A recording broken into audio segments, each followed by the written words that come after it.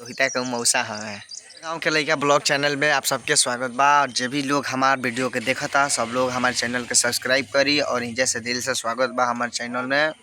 आज बहुत ही खुशी के बात बा कि एगो हम लोग वीडियो देखाई जौन में अपन हंसी ना रोक पाइम जा।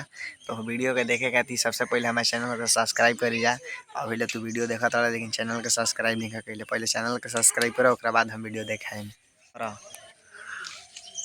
महाराज कहा था कि करी खाली वीडियो मत देखी करम तब हम देखाई ना तो ना देखाई। अरे करी करही के पड़ी। अरे पहले सब्सक्राइब करी उसके बाद हम देखाई ऐसा ना देखाई। अरे कब कर महाराज ताको तनी खाली करे के बाद चैनलवा देखी नीचे लिखल बा सब्सक्राइब ओकरा पे क्लिक करी पहले ओकरा बाद हम वीडियो देखाएम कि रोहिता के मौसा है।